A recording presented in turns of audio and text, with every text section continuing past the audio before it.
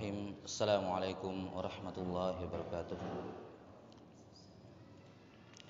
Alhamdulillahi rabbil alamin.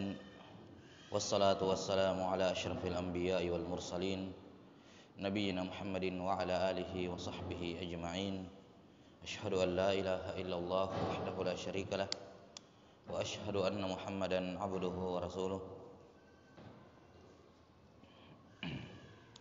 Allahumma la ilma lana illa ma 'allamtana innaka antal alimul hakim. Allahumma faqihna fi dinik wa 'allimna ma yanfa'una warzuqna al-ikhlasa fil qawli wal 'amal wa zidna 'ilman wa 'amalan wa fiqhan fid din ya arhamar rahimin. Baik, sebelumnya mohon maaf atas keterlambatan jadwalnya. Kembali kita lanjutkan penjelasan dari atau materi sebelumnya terkait dengan masalah suudzon. Ya. Sudah disebutkan bentuk yang pertama kemarin adalah suudzon kepada Allah Subhanahu wa taala dengan semua bentuk-bentuk atau dengan beberapa bentuk-bentuknya. Nah, kemudian pembahasan berikutnya adalah bagaimana atau cara menghilangkan suudzon kepada Allah Subhanahu wa taala, tentu saja dengan melakukan yang sebaliknya, yaitu husnudzon kepada Allah Subhanahu wa taala. Berprasangka baik kepada Allah Subhanahu wa taala. Dikarenakan suudzon seperti yang sudah dijelaskan sebelumnya tidaklah mendatangkan kecuali keburukan, apalagi suudzonnya kepada Allah. Karena Allah Subhanahu wa taala berfirman, "Ana 'inda dhanni 'abdi bi." Allah taala berfirman dalam hadits qudsi, "Aku memperlakukan hambaku sesuai dengan sangkaannya kepadaku." Maka kalau dia berburuk sangka kepada Allah Subhanahu wa taala dengan beberapa bentuk atau sebagian darinya apa yang sudah disebutkan sebelumnya, bentuk-bentuk buruk sangka kepada Allah, ya maka dia akan mendapatkan apa yang dia buruk sangkakan tersebut dan dia tentu saja berdosa. Namun kalau dia husnudzon, berbaik sangka kepada Allah Subhanahu wa taala, maka dia akan mendapatkan apa saja yang dia harapkan dari Allah taala. Ya, dia menyangka Allah Subhanahu wa taala akan memasukkan dia ke dalam surga, Allah taala akan memenuhi harapannya. Karena Allah Subhanahu wa taala tidak akan mengecewakan sangkaan baik hambanya kepadanya. Kalau dia menyangka bahwa atau berprasangka bahwa Allah Subhanahu wa taala akan mengampuninya, maka Allah Subhanahu wa taala akan mengampuninya. Iya. Karena itulah siapa saja atau disebutkan dalam hadis Abu Hurairah radhiyallahu taala tentang seorang orang yang berilmu namun dia buruk sangka kepada Allah Subhanahu wa taala. Ketika ada temannya yang berbuat maksiat, dia ahli ibadah. Ya.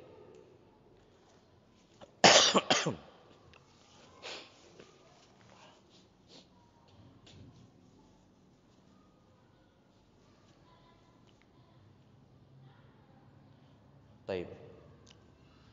Ketika misalnya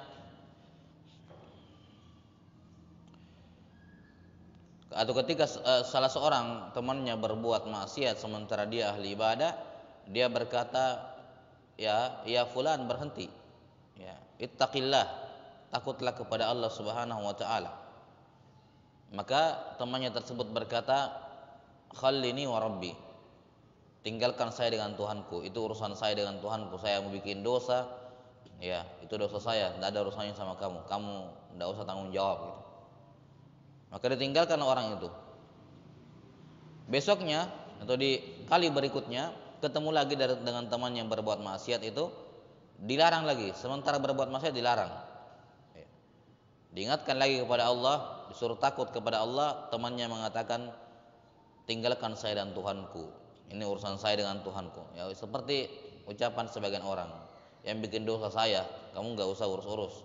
Ya, saya sendiri yang tanggung, dan seterusnya ucapan-ucapan yang sama dengannya.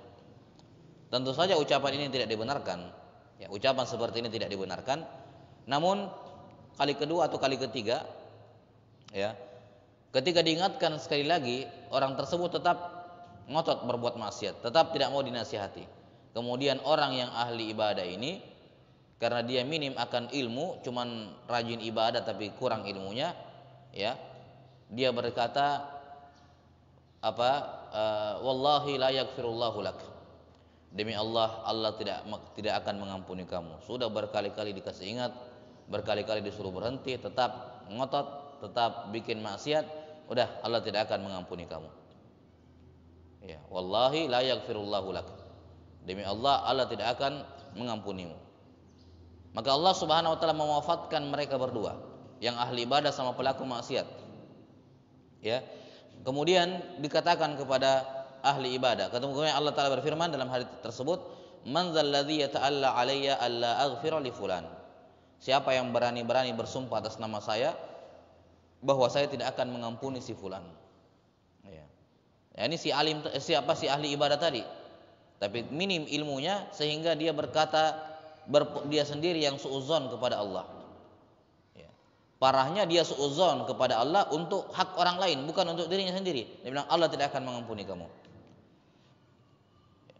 Maka Allah Ta'ala marah dan mengatakan, siapa yang berani bersumpah atas nama saya bahwa saya tidak akan mengampuni si fulan, fa inni qad ghafartu lahu wa ahbatu amalak.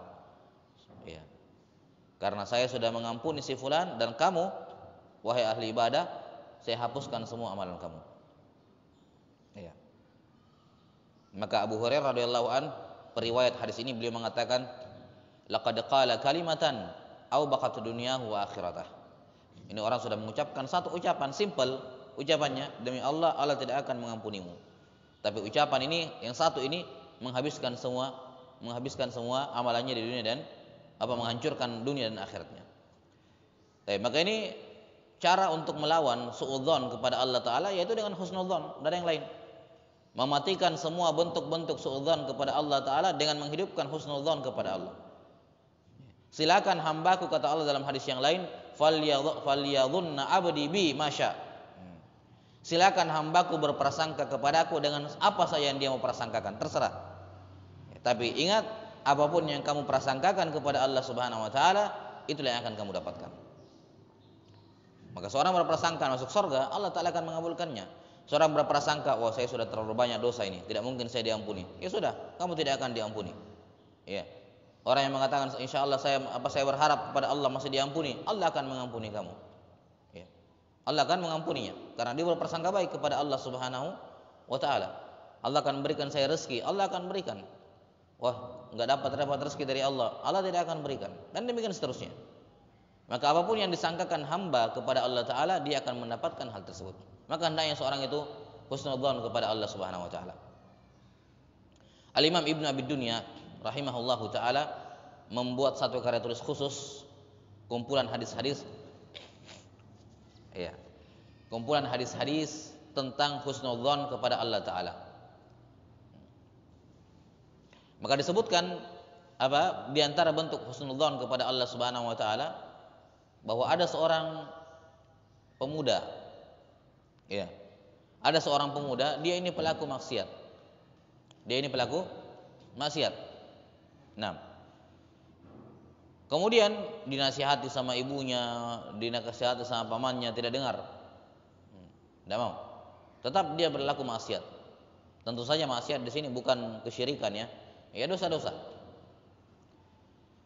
Sampai kemudian dia sudah mau meninggal, sudah sakit parah, sudah akan meninggal, ya. Ibunya menangis. Kemudian di dekatnya ada orang yang menjaganya. Kemudian dikatakan, mengapa ibu saya menangis?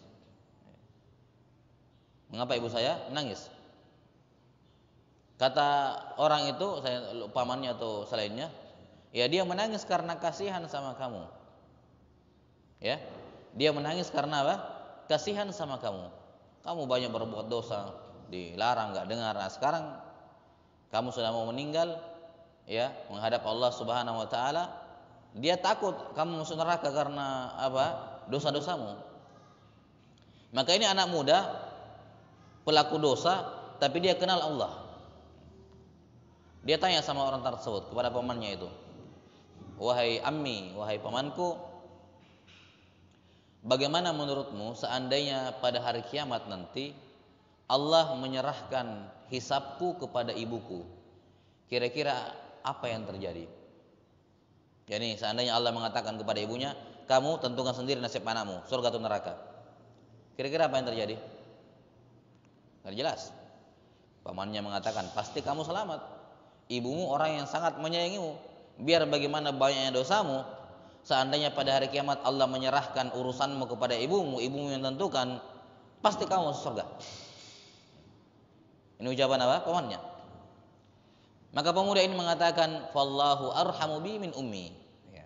Ini pemuda pelaku maksiat tapi kenal Allah. Dia mengatakan, kalau begitu ketahuilah bahwa Tuhanku atau Allah lebih merahmati saya, lebih menyayangi saya dibandingkan ibuku. Iya.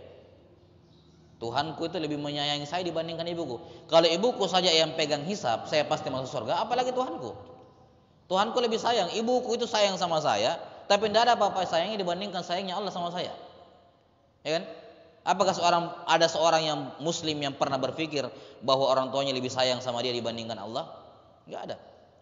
Muslim yang berpikir bahwa orang tuanya lebih sayang kepada dia dibandingkan Allah sama dia, itu orang buruk sangka kepada Allah dan tidak kenal Allah Subhanahu wa taala.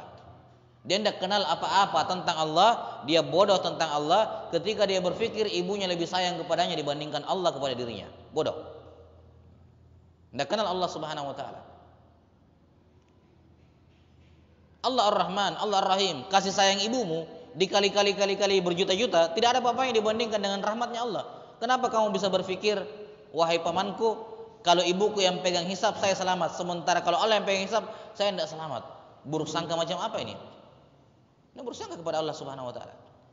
Maka seorang harus apa? Punya roja, harapan kepada Allah Subhanahu wa taala. Ya. Berdosa dia kepada Allah Subhanahu wa taala, tapi dia menjaga husnudzonnya kepada Allah Subhanahu wa taala.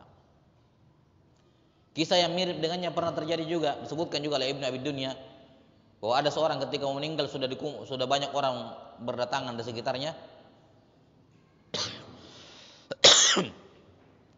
Kemudian ada yang bersedih dan seterusnya. Lantas orang ini berkata, kenapa mereka semua sedih? Saya mau meninggal. Ya. Kenapa mereka semua sedih? Saya mau meninggal. Ya. Memang saya mau kemana? Memangnya saya mau kemana? Saya mau kembali kepada Tuhanku yang menciptakanku. Ya, saya bukan mau kemana-mana. Kenapa mereka bersedih? Nah, ini husnudzon kepada Allah Subhanahu wa taala. Saya mau kembali kepada Tuhanku yang menciptakanku, ya, yang mengadakanku dan seterusnya. Maka ini husnudzon yang luar biasa tinggi kepada Allah Subhanahu wa taala. Ya. Dan kita semua tahu bagaimana kisah pembunuh 100 nyawa. Bagaimana Allah taala mengampuni dia. Ya. Kita juga tahu setelah membunuh 100 orang itu. Kita juga tahu bagaimana seorang pezina yang kerjaannya memang berzina masuk surga, diampuni dosa-dosanya hanya karena memberikan minum seekor anjing. Maka bagaimana lagi kira-kira kalau pendosa kasih makan orang manusia, kasih makan seorang muslim, itu pahalanya di atas daripada itu. Tapi memang tidak serta-merta kita mengamalkan amalan yang sama, pahalanya yang sama, karena tergantung keikhlasan. Tergantung keikhlasan. Iya. Sebentar.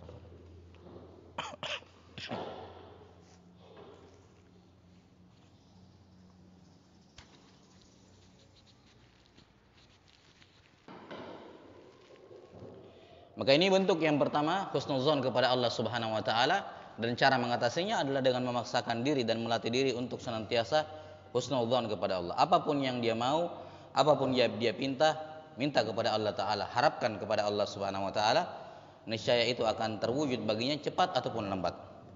Cepat ataupun lambat. Kemudian bentuk yang kedua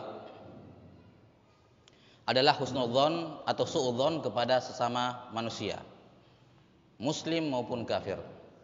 Walaupun untuk kafir ada perbedaan, ada perincian terkait dengan itu. Nah, suudzon kepada orang muslim.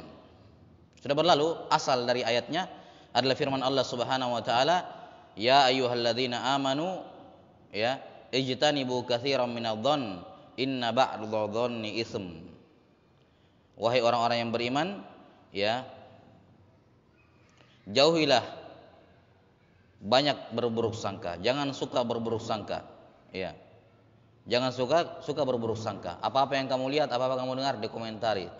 Kamu munculkan sesuatu dalam hatimu, ya mengungkapkan opininya dan seterusnya. Jangan terlalu sering, jangan terlalu gampang Jangan terlalu gampang berspekulasi. Nah,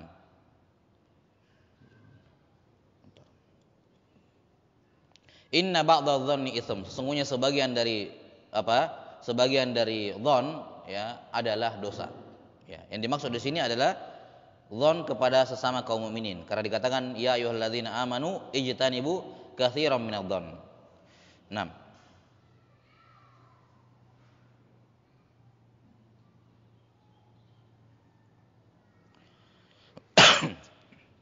dalam surah An-Nur juga sebentar.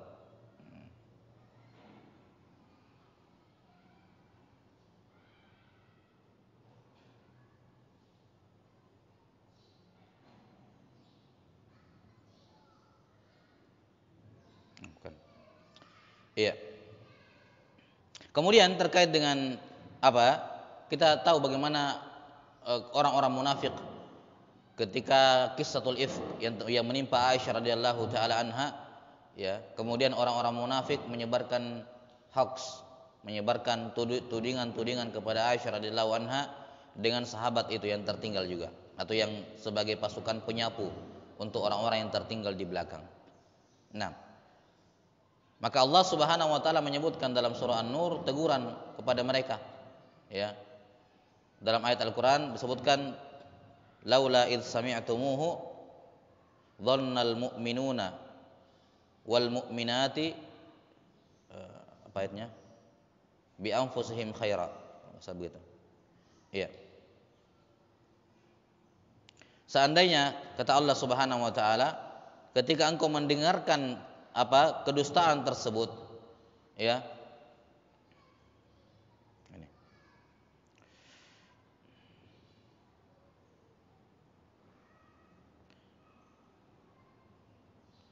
Seandainya ketika kalian mendengarkan hal tersebut, maka orang-orang beriman berprasangka baik kepada satu sama lain. Ya, dan hendaknya mereka mengatakan hadza buhtanun azim. Itu merupakan buhtan, ya, kedustaan yang nyata. Sebentar, sini ada faedahnya soalnya. Ya.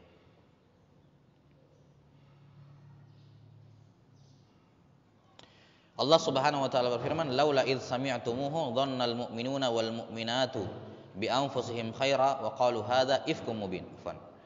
Seandainya tatkala kalian wahai kaum mukminin mendengarkan fitnah tudingan kepada Aisyah radhiyallahu anha tersebut, mengapa orang mukmin dan mukminat tidak saling berprasangka baik kepada diri mereka sendiri? Lihat dikatakan pada diri mereka sendiri.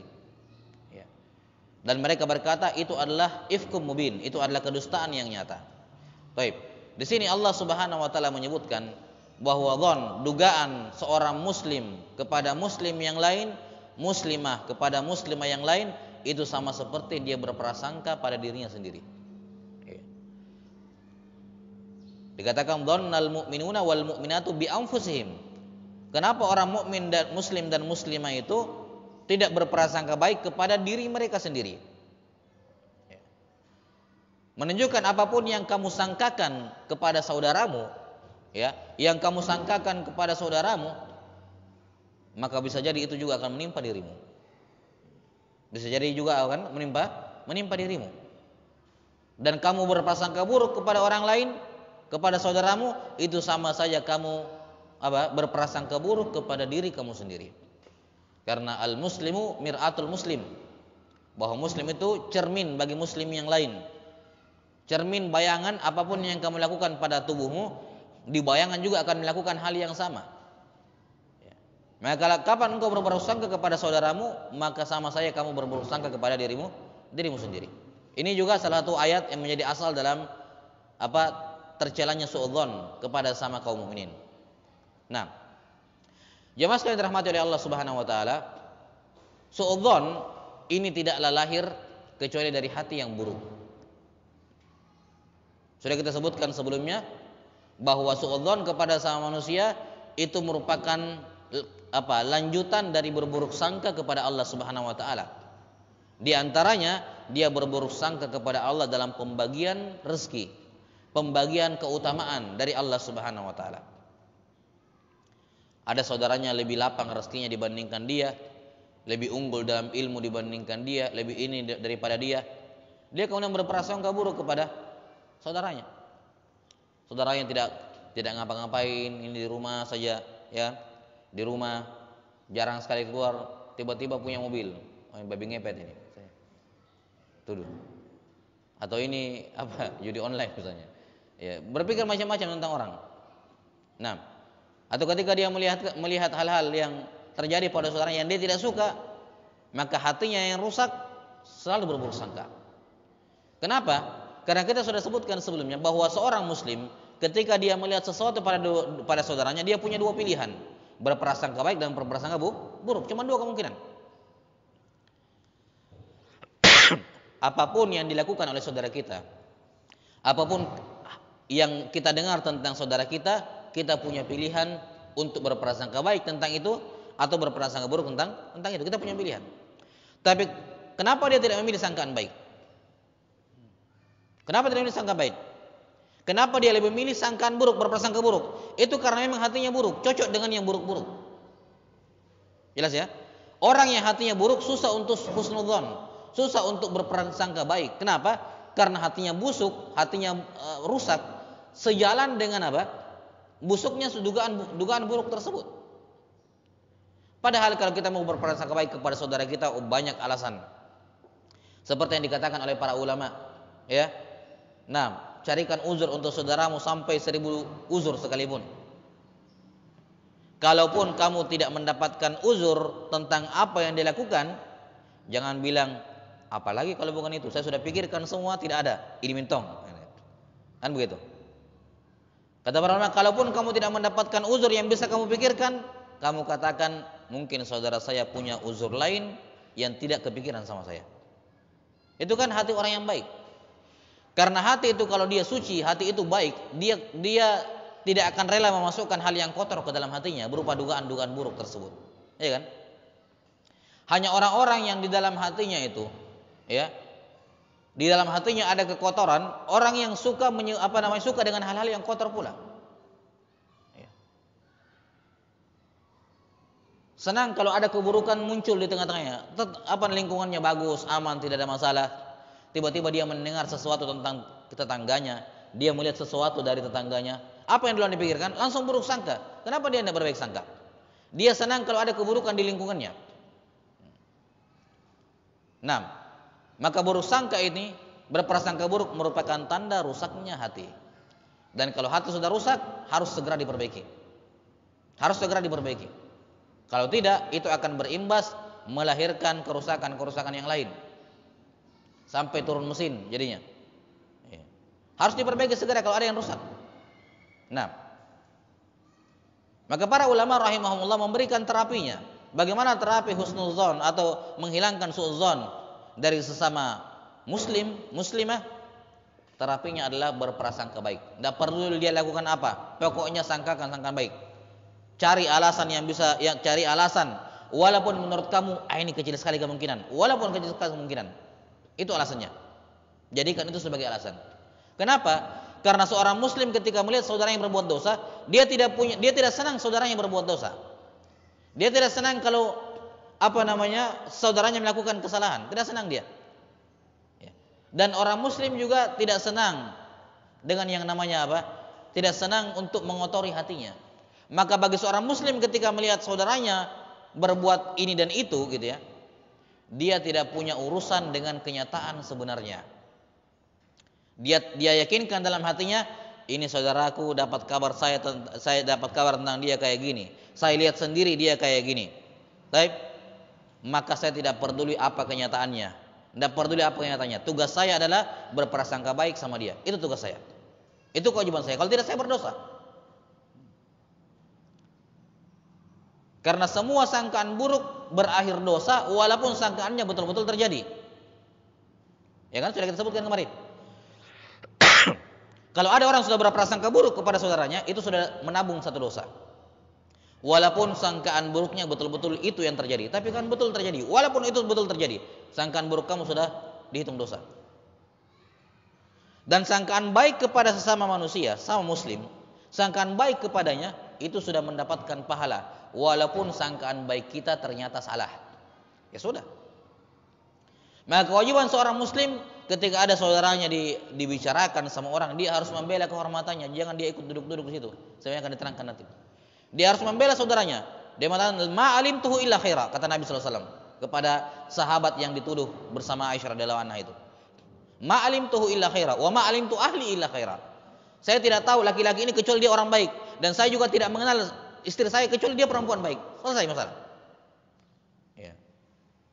Beliau tidak mengisbat, menetapkan ini orang baik, ini orang baik, enggak, karena kan tidak ada wahyu. Ya, dan itu rumor sudah ramai di Madinah, sehingga sedikit banyak ya namanya faktor manusiawi. Tapi beliau berusaha menekankan satu hal, bahwa seorang muslim bagaimanapun hoax tersebar, betapapun kuatnya kabar di luar sana, dia harus memastikan dirinya ini orang baik, ini orang baik. Tidak ada urusan dugaannya salah, tidak masalah. Kalaupun dugaannya salah, dia sudah dapat pahala. Misalnya setelah dia bela saudaranya, belakangan terbukti nyata misalnya, nih yang kamu bela-bela ternyata betul kan? Wah, terserah, bukan urusan saya itu betul. Urusan saya dari awal saya apa? Berprasangka baik. Ya. Dan saya mendapatkan, dan dia mendapatkan pahala dari situ. Kamu dari awal sudah berdosa, walaupun kenyataannya kamu benar, kamu berdosa dari awal. Karena kamu sudah bersuudzon kepada seorang muslim ataupun muslimah. Jelas ya? Baik. Saking apa namanya? Beratnya ini suudzon, ya, berprasangka, ya. Dia menjadi sebab lahirnya dosa-dosa yang lain.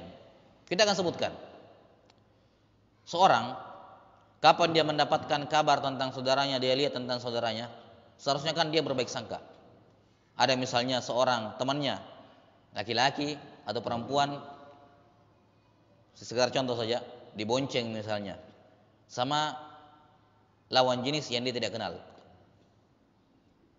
Pikiran orang yang rusak hatinya langsung dipikirkan, ini apa lagi bonceng ini? Ya. Pasti bukan mahramnya, pasti lagi. Ya kan begitu? Ini kok boncengan sama orang bukan mahram begini padahal dia langsung kemana-mana pikirannya.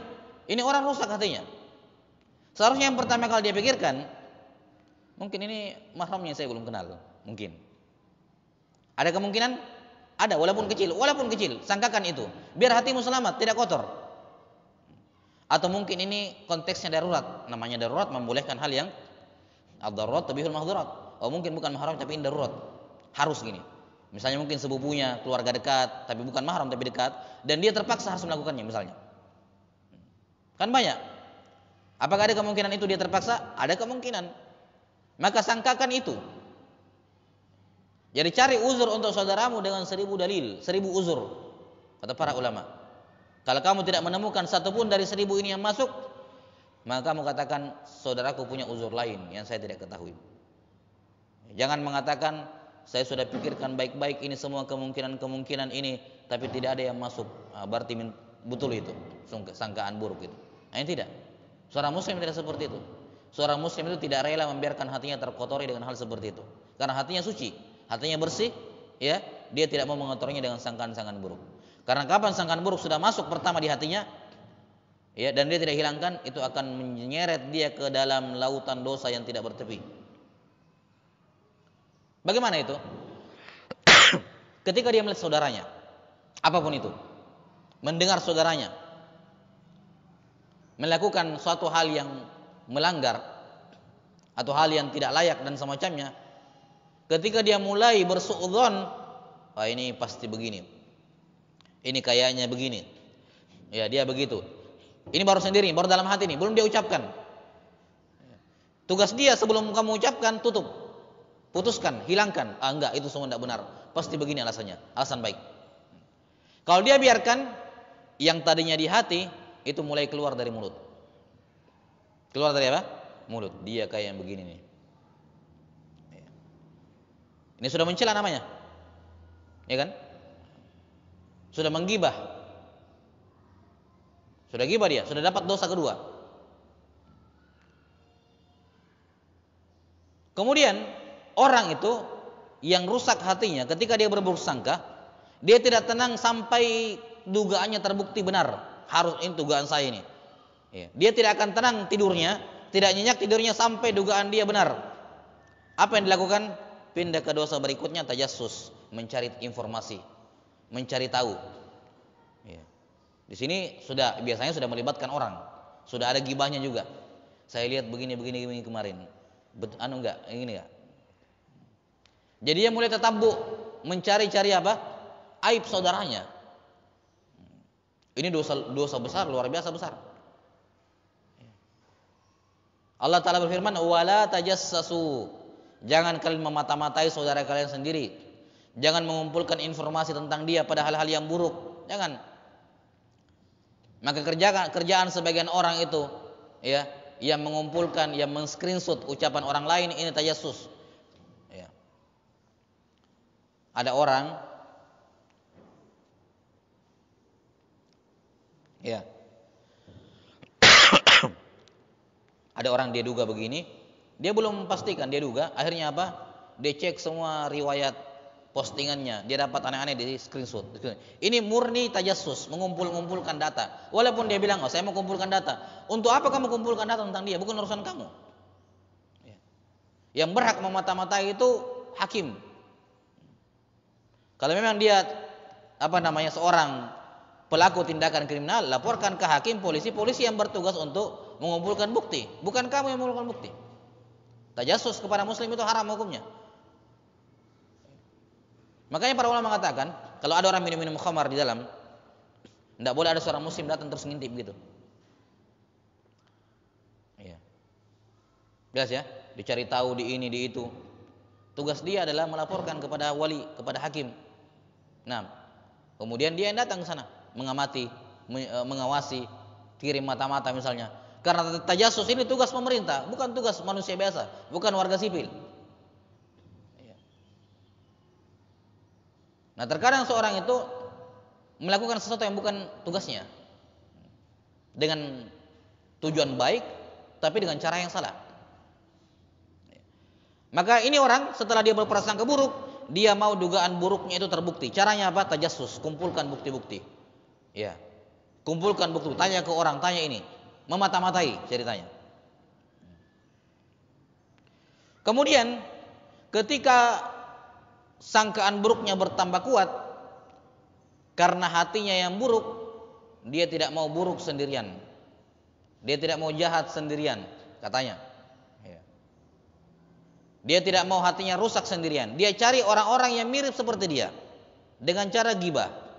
Dia cerita ke orang, siapa saja kalau ada orang yang baik dia bilang saya tidak mau urus, dia pindah cari ke orang lain, cerita lagi kepada orang, sampai ada yang mau terima gibahannya dan ikut bergibah bersamanya dari kalangan orang-orang yang hatinya rusak seperti dirinya.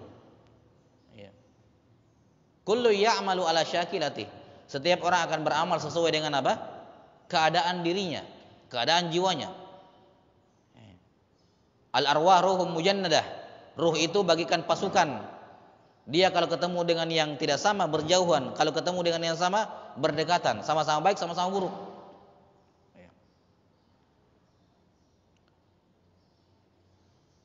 Jelas ya? Maka ini langkah ketiga ghibah. Setelah suudzon, setelah itu tajassus, mata-matai, yang ketiga menggibahi. Ini sudah parah rusaknya hatinya. Dia harus berhenti segera mungkin sebelum bertambah parah. Kemudian kalau gibahnya itu tidak mempan, dia bisa lanjut ke tahap berikutnya. Pokoknya ini orang harus jatuh. Ini orang harus jatuh, harus direndahkan oleh orang, harus dipermalukan. Gibah tidak cukup, dia lompat ke langkah yang lebih ekstrim, mengadu domba. Sudah berani berbohong, menambah-nambahi apa yang sebelumnya dia tidak tambah-tambahi. Menambah-nambahi pokoknya begini dan begitu, supaya membuat orang membencinya, membenci orang yang dia bersangkai dari awal tersebut. Ini apa? Namimah. Semua kumpulan dosa-dosa besar. Mengadu domba itu dosa besar. Nah, dan sudah kita pernah sebutkan sebelumnya bahwa tidak ada satupun pembunuhan yang terjadi kecuali awalnya adalah suudzon. Kalau direntet masalahnya Setiap pembunuhan yang terjadi gara-gara suudzon. Nah, maka ini menunjukkan kepada kita betapa berbahayanya namanya suudzon, buruk sangka itu. Dia bisa menyeret orang kepada dosa-dosa yang lain kalau dia tidak berhenti. Karena itulah kewajiban bagi seorang muslim untuk berhenti, menjaga lisannya dengan baik, sebelumnya menjaga hatinya, mensucikan hati dengan membaca Al-Quran, dengan memperbanyak zikir kepada Allah Ta'ala. Karena itulah pembersihnya hati. Ayat-ayat Al-Quran itu apa? Syifa'ul lima fis surur, obat terhadap penyakit yang ada di dalam hati. Dan ia juga menjadi obat lisan, memperbaiki kerusakan lisan. Karena itulah orang yang suudzon, yang gampang suudzon, ghibah dan seterusnya, ini rata-rata orang yang jauh dari Al-Quran, melalaikan zikir-zikirnya kepada Allah Subhanahu Wa Taala. Kenapa? Karena hati, kata para ulama, idza khala min dzikrir rahman, kalau dia kosong dari zikir kepada Ar-Rahman, maka diisi oleh zikir kepada syaitan. Demikian pula lisan. Lisan kalau tidak dipakai membaca Al-Quran, berzikir, dan seterusnya dari hal-hal yang bermanfaat, maka lisan ini cenderung kepada perbuatan mengucapkan hal-hal yang buruk. Allah Subhanahu Wa Taala berfirman dalam surah Yusuf tentang ucapannya siapa? Ucapannya istrinya Al-Aziz yang sudah memfitnah Nabi Yusuf alaihissalam. Setelah dia taubat, mereka mengatakan, ma alimna alaihi min su. Kami tidak tahu pada Nabi Yusuf itu ada keburukan. Dia orang baik. Kami tadinya itu memfitnah saja. Kemudian Imratul Aziz berkata, wa qalat imra'atul azizil ana hashasal haqq. Kemudian dikatakan, wa ma ubarri'u nafsi, innan nafsa la ammaratun bis-su'i illa ma rahima rabbi. Aku tidak membela diriku. Aku tidak mencoba untuk membersihkan kesalahanku. Tapi memang jiwa itu senang dengan hal-hal yang buruk, senang menyuruh pada hal-hal yang buruk, kecuali jiwa yang dirahmati oleh Tuhanku. Ini asalnya jiwa manusia. Jiwa manusia itu pada dasarnya senang menyuruh pada hal yang buruk-buruk, kecuali kalau jiwa yang dirahmati oleh Allah Subhanahu Wa Taala. Karena itulah jangan diperparah hal tersebut dengan larut dalam hal-hal yang buruk juga. Diperbaiki hatinya, disucikan hatinya. Karena sekali lagi, kapan hati itu suci, kapan hati baik, dia akan merasa tidak tertarik tidak tertarik dengan kehormatan saudaranya. Dan kehormatan saudara itu lebih terhormat di sisi Allah Subhanahu Wa Taala dibandingkan semua kehormatan di muka bumi ini. Kata Nabi SAW dalam haji wada, inna dima'akum wa amwalakum wa a'radakum bainakum haram ka hurmati yaumikum hadza fi syahrikum hadza fi baladikum hadza. Sesungguhnya darah sesama kalian, harta sesama kalian, kehormatan sesama kalian, antara kalian haram untuk saling dilanggar.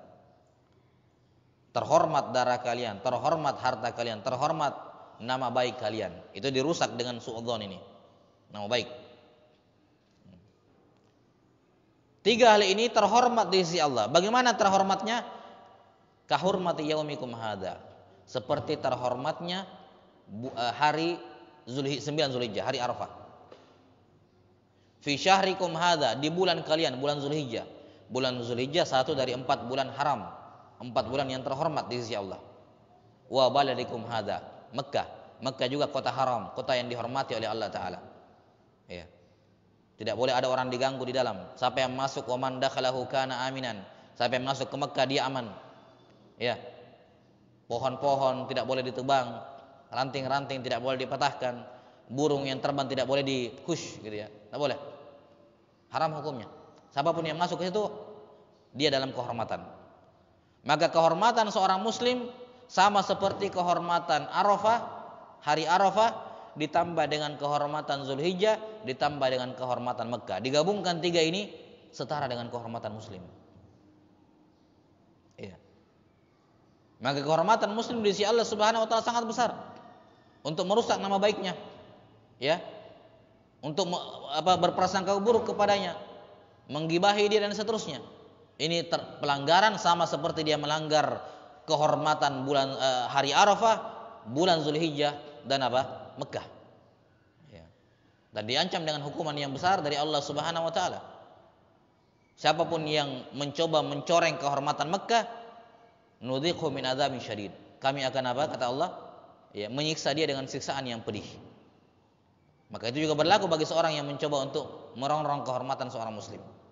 Ya, yang semua dimulai dengan berburuk sangka kepadanya. Kemudian selanjutnya kita sudah sebutkan bahwasanya suudzon kalau dia tidak dihentikan maka dia akan melahirkan tajassus, memata-matai. Dan mata-matai ini hukumnya haram, kita sudah jelaskan, dan tidak boleh bagi seorang muslim memata-matai seorang muslim yang lain. Dalam hadis riwayat Imam Tirmidzi dari hadis Abu Hurairah, Rasulullah SAW bersabda, pernah beliau di atas mimbar berceramah. Kata beliau, ya ma'syara man aslama bilisanihi wa lam yufdhil imanu fi qalbihi. Wahai sekalian orang yang hanya masuk Islam dengan mulutnya, mengaku muslim saja, tapi iman belum masuk ke dalam hatinya. Ini ciri-ciri orang yang iman belum sampai ke hatinya, hanya mengaku muslim saja. Yani hanya mengamalkan amalan zahir. Dia sholat, puasa, zakat, haji mungkin, menutup aurat iya. Ini hanya Islam, karena ini kan zahir. Amalan-amalan zahir seperti ini tidak mengantarkan seorang kecuali hanya pada tingkatan muslim, belum mukmin. Kata Nabi SAW, wahai sekalian orang yang baru berislam dengan mulutnya, tapi iman belum masuk ke dalam hatinya. La tu'zul muslimin, jangan kalian mengganggu orang muslim. Wala tu'ayyiruhum, jangan menghinakan, mengejek, merendahkan mereka. Wala tatabba'u awratihim, dan jangan mencari-cari kesalahan mereka. Jangan mata-matai mereka. Kenapa kata Rasulullah SAW? Fa innahu man tatabba'a awrati akhihil muslim tatabba'a Allahu awratih. Karena siapa yang mencoba mencari-cari tahu, mengumpulkan, memata-matai untuk mengumpulkan aib sesama muslim, maka Allah Ta'ala juga akan memata-matai dia, akan mencari-cari kesalahannya. Ya. Wa man tatabba'a Allahu awratih yufdihu walau fi jawfi rahli. Dan siapa yang Allah sudah cari-cari kesalahannya, Allah akan permalukan dia walaupun dia berada di dalam rumahnya. Siapa yang bisa lepas kalau Allah cari kesalahan-kesalahan kita? Karena al-jaza' min jinsil amal. Dia mencoba meruntuhkan kehormatan saudaranya, Allah bela saudaranya dengan cara Allah mencari kesalahan-kesalahan dia. Dan Allah akan ungkap semuanya dan mempermalukan dia walaupun dia di tengah rumahnya, di dalam rumahnya. Maka di hadis ini terdapat isyarat kepada kita bagaimana caranya dalam tanda kutip itu membuat Allah mengampuni dosa kita. Salah satu cara Allah Ta'ala mengampuni dosa kita adalah menyembunyikan dosa kita. Jangan dicerita-cerita. Kadang orang ngumpul-kumpul, cerita-cerita, oh saya dulu begini dan begitu. Padahal tidak ada orang yang tahu dia dulu begitu. Dia sendiri yang buka masa lalunya. Jangan. Kan belum tentu juga Allah sudah ampuni kamu. Belum tentu. Hijrah, tapi belum tentu, kan tidak ada jaminan. Maka masa lalu yang buruk yang dia berbuat dosa, enggak usah dicerita kepada orang. Karena Allah menutupi itu dari pandangan manusia, tidak ada orang yang tahu. Dan semua dosa-dosa yang tidak ketahuan oleh orang, besar kemungkinan Allah akan ampuni. Kata Allah Ta'ala dalam hadits qudsi, faqad satartuha lakal yaum, faqad satartuha laka fid dunya wa ana aghfiru lakal yaum. Dosa-dosa ini yang kamu lakukan ketika hamba hanya berduaan dengan Allah, dikasih lihat dosa-dosa yang dia kerjakan, banyaknya dosa saya sudah kerjakan. Kemudian Allah mengatakan, ini dulu dosa, saya tutupi dari pengetahuan orang di dunia. Tidak ada orang yang tahu ini dosa, kamu dan saya saja. Yes, ya? Kenapa? Karena kamu waktu itu kerjanya sembunyi-sembunyi, dan kamu juga tidak cerita-cerita ke orang. Saya dan kamu yang tahu. Maka di dunia saya tutup ini dosa-dosa, tidak ada yang tahu, maka saya ampuni pada hari ini. Ya, saya ampuni. Beda kalau dosa kamu umbar ke orang, gimana caranya Allah mau mengampuni dosa kamu sementara kamu sudah umbar ke orang? Makanya disebutkan dalam hadis, ada orang berbuat dosa di malam hari, besoknya dia cerita. Gimana caranya Allah mau ampuni? Orang sudah tahu. Nah, maka cara Allah mengampuni dosa-dosa kita adalah menyembunyikan kesalahan dan dosa-dosa kita. Jangan dicerita, jangan diumbar. Kecuali Allahumma kalau ada pelajaran, ada orang baru misalnya, saya dulu begini, sebaiknya Anda begini. Pengalaman saya. Tidak masalah. Kalau memang ada pelajaran. Tapi kalau dicerita masa lalunya hanya untuk ditertawakan saja, tidak ada gunanya. Itu mengumbar aib sendiri yang Allah sudah tutup. Yang Allah sudah tutup. Nah, sekarang kalau kamu mencoba menyingkap aib saudaramu, ini dosa-dosamu yang Allah sudah tutupi, Allah akan singkap juga. Maka cara untuk menutupi dosa dan kesalahan kita agar mendapatkan ampunan dari Allah, jangan korek-korek urusannya orang. Jangan mencoba mencari tahu urusan orang. Karena muslim memperlakukan saudaranya seperti dia mau diperlakukan. Ada enggak orang yang kamu suka tidak kalau kamu dicari-cari kesalahanmu? Tidak suka. Terus kenapa kamu lakukan sama orang? Menunjukkan kamu orang tidak beriman. La yu'minu ahadukum hatta yuhibba li akhihi ma yuhibbu li nafsi. Tidak beriman seorang sampai dia memperlakukan saudaranya seperti dia mau diperlakukan. Maka sebelum melakukan apa-apa pada orang lain, berpikir sejenak, bagaimana kalau perbuatan yang saya lakukan kepada si fulan lakukan juga kepada saya? Apa perasaan saya? Lakukan hal yang sama. Karena terkadang seorang itu al-mutaffifin. Yang kata Allah dalam Al-Qur'an, wailul lil mutaffifin, orang yang curang. Alladzina idza iktalu 'alan nasi yastawfun wa idza kaluhum aw wazanuhum yukhsirun. Kalau dia sebagai pembeli, dia mau tambah-tambahi. Ya, sudah full ini, tapi tambah-tambahi. Dia suruh tambah. Tapi ketika dia sebagai pedagang, dia kurang-kurangi. Tidak mau rugi, orang curang. Ya. Jadi pembeli mau untung, jadi pedagang juga mau untung. Orang yang kena ruginya. Sama seperti ini, pelaku seperti ini. Ini orang yang curang. Dia menceritai orang nggak masalah, tapi dia diceritai marah, kan begitu? Dia diceritai marah. Dia mencari-cari kesalahannya orang nggak apa-apa, giliran orang cari-cari kesalahannya, dia bawa ayat dalil tentang larangan ini dan itu. Padahal dia yang melakukannya pertama kali. Nah, maka kalau kita ingin diampuni oleh Allah Subhanahu Wa Taala, ditutupi dosa-dosa kita, dan jangan kira istighfar kita sudah banyak. Masih banyak dosa-dosa yang mungkin yang bisa jadi belum diampuni oleh Allah Ta'ala. Salah satu caranya agar diampuni adalah dengan menutupi kesalahan orang lain, menutupi aib saudara, dengan harapan semoga Allah juga menutupi aib saya. Seperti itu kan? Seperti itu. Makanya dengan semua pahala-pahala yang seperti ini, kalau ada orang tetap suudzon, memang hatinya yang buruk, sulit untuk diobati. Kecuali kalau Allah Ta'ala menghendaki dia membersihkan hatinya. Maka ini apa? Tajassus.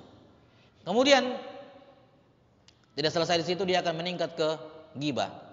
Ghibah dalam hadis Nabi sallallahu alaihi wasallam dalam riwayat Muslim, dzikruka akhaka bima yakrah. Menyebutkan tentang saudaramu sesuatu yang dia tidak suka disebut-sebut. Ini ghibah.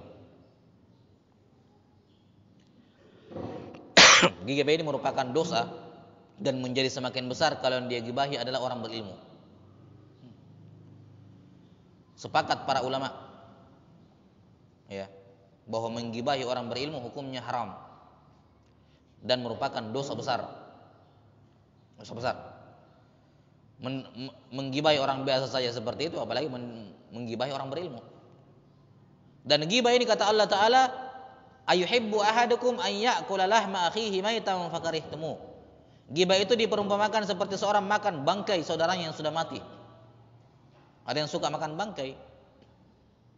Tidak ada. Tapi kenapa kamu suka menggibahi saudaramu?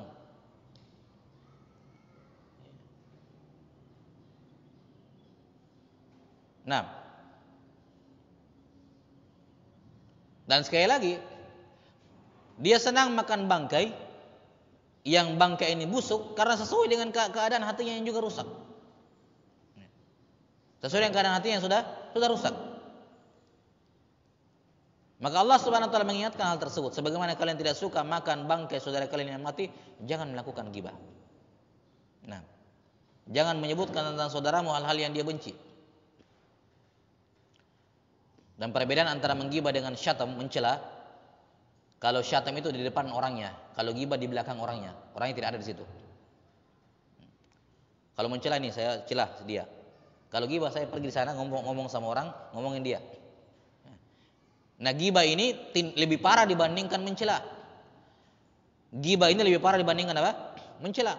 Mencela kalau kamu di depan orangnya, ya dosa sih, tapi masih mending. Orangnya bisa membela diri. Tidak benar seperti itu. Tapi ghibah ini tindakan pengecut. Tidak mau mendatangi orangnya langsung. Dia cerita kemana-mana dulu. Ya, dia tidak mau sangkaan buruknya itu ternyata salah. Maka dia tidak mau cerita di depan orangnya. Cerita sama orang lain. Ini tindakan pengecut. Bicara orang di belakangnya. Kalau mau langsung datangi orangnya, tanya. Karena begitu. Ini fungsinya tabayyun. Nah, dan itu cara untuk menghilangkan suudzon tersebut. Kemudian, kalau tadi suudzon, kemudian mencari-cari aib, itu mungkin bisa dilakukan sendiri. Tapi kalau ghibah tidak bisa dilakukan sendiri, harus berdua minimal. Harus berdua minimal. Karena itulah tatkala ghibah diharamkan, maka pembicara dan pendengar dua-duanya mendapatkan dosa yang sama. Tidak lebih, tidak kurang. Tidak dikatakan yang ngomong yang lebih besar dosanya, yang mendengarkan kurang dosanya. Enggak, sama persis dosanya. Dalam hadits riwayat Imam Ahmad, pernah Abu Bakar As-Siddiq dan Umar bin Khattab radhiyallahu an safar bersama Nabi sallallahu alaihi wasallam, safar dengan membawa budaknya Umar bin Khattab. Waktu itu yang ikut budaknya Umar yang untuk melayani mereka. Maka karena kecapean budaknya bawa barang lah, mengurusi mereka lah. Akhirnya malam itu tidurnya agak lewat, terlambat bangun. Abu Bakar dan Umar bangun duluan. Kemudian Umar berkata kepada Abu Bakar As-Siddiq radhiyallahu taala anhuma, ya, apa ungkapannya? Innal laila latawil. Yang mana seperti itu? Sesungguhnya malam ini malam yang panjang ya. Untuk apa? Mengejek, ya, dalam tanda kutip ya, budak yang tidur. Maksudnya, oh masih malam ini, dia masih tidur.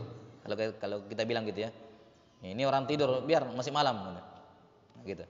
Jadi dia mengucapkan kalimat itu untuk menyindir budaknya yang ketiduran. Maka setelah bangun, Umar mengatakan, kamu pergi ke tendanya Rasulullah, ya, sallallahu alaihi wasallam, kemudian undang beliau ke sini untuk makan.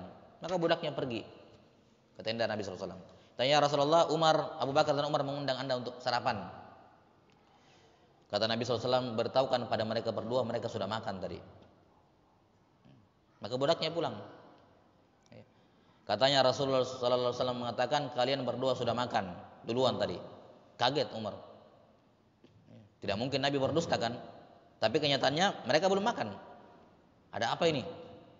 Ya, tidak mungkin Nabi bohong. Nabi bilang mengatakan kami sudah makan, pasti kami sudah makan. Tapi kan kenyataannya belum. Nah, mereka berdua segera datang kepada Nabi sallallahu alaihi wasallam, nanya, "Ya Rasulullah, Anda mengatakan kami sudah makan?" Belum, kami menunggu Anda untuk makan. Kata Nabi sallallahu alaihi wasallam, kalian sudah makan bangkai saudara kalian. Saya melihat dagingnya dalam perut kalian. Katakan kalian, yakni Umar dan Abu Bakar. Padahal di sini yang menggibah Umar, Abu Bakar menyimak tapi tidak membela. Maka hukumnya sama. Dan demikianlah, memang itu kadang tipu daya iblis, tipu daya syaitan. Ketika ngumpul-ngumpul, sudah habis obrolan, sudah habis ini, setan masukkan dalam pikirannya, bicarakan si anu nih, nah, lucu, ya kan? Lanjut bicara lagi, ganti topik. Tidak ada yang berani menyela, tidak ada yang berani mengatakan stop, berhenti. Tidak ada yang berani membela sungkan membela saudaranya. Seperti kita sebutkan sebelumnya, siapapun yang dibicarai, walaupun dia tidak kenal, dia harus bela. Saya misalnya orang baru datang sini nih, ya, saya tidak tahu siapa. Ya. Antum cerita tentang orang yang saya tidak kenal, saya wajib bela. Tidak seperti itu. Saya bilang, Ustaz, antum tidak kenal orangnya. Walaupun saya tidak kenal, saya wajib membela kehormatan saudara. Tidak ada orang saya kenal untuk membela, tidak perlu. Saya hanya ingin mendapatkan apa? Mendapatkan pahala untuk berprasangka baik. Walaupun dugaan saya salah, saya tetap dapat pahala. Karena sangkaan baik selalu mendatangkan pahala. Seperti yang sudah dipaparkan sebelumnya. Kalau tidak berhenti saya pergi. Sudah diingkari tetap tinggal, ya sama saja. Innakum idzam misluhum. Wa qad nazzala 'alaikum fil kitab an idza sami'tum ayatillahi yukfaru biha wa yustahza'u biha fala taq'udu ma'ahum hatta yakhudhu fi haditsin ghairi innakum idzan mithluhum. Telah diturunkan kepada engkau ya Muhammad dalam Alkitab, kalau kamu mendengarkan ayat-ayat Allah dipermainkan, diolok-olok, maka jangan kamu duduk bersama mereka sampai mereka berpindah kepada ucapan lain. Kalau tidak, kamu hukumnya sama seperti mereka. Demikianlah orang yang mugtab, orang yang bergibah, dan orang yang mendengarkan hukumnya sama dalam dosa. Ya. Kemudian yang terakhir sebagai penutup, setelah selesai dalam perkara gibah, dosa yang paling, salah satu dosa yang tertinggi dari dosa-dosa lisan, setelahnya yang bisa menyeret orang kalau tidak berhenti adalah namimah. Mulai menghasut massa untuk membenci orang yang dia buruk sangka, mengadu domba. Dan kata Nabi SAW, la yadkhulul jannata namam, tidak akan masuk surga para pelaku adu domba. Tidak peduli bagaimana banyaknya ibadahnya, banyaknya ilmunya, kapan dia mengadu domba, tidak akan masuk surga. Apa maksudnya tidak masuk surga? Padahal dia muslim. Bukankah muslim masuk surga? Iya, pada akhirnya masuk surga. Maka kalau ada seorang muslim dikatakan tidak masuk surga, tafsirannya kata para ulama, la yadkhulul jannata ma'al awwalina. Dia tidak akan masuk surga bersama dengan orang-orang yang masuk surga pertama kali. Dia belakangan. Biar bagaimana ilmu dan dia akan masuk surga belakangan.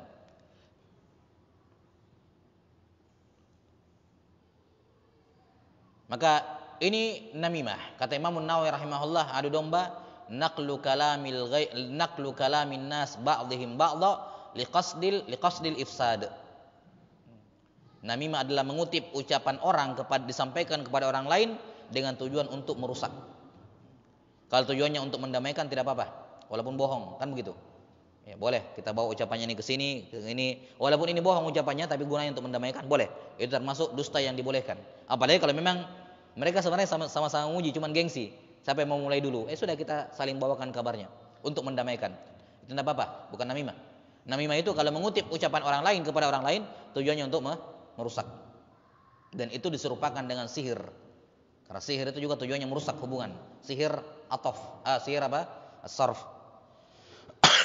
Menjauhkan dua orang yang saling menyayangi, disihir sehingga aku benci. Sama seperti ini namam, perbuatannya tukang adu domba itu seperti penyihir, rusak. Kemudian satu hal yang terakhir sebagai penutup,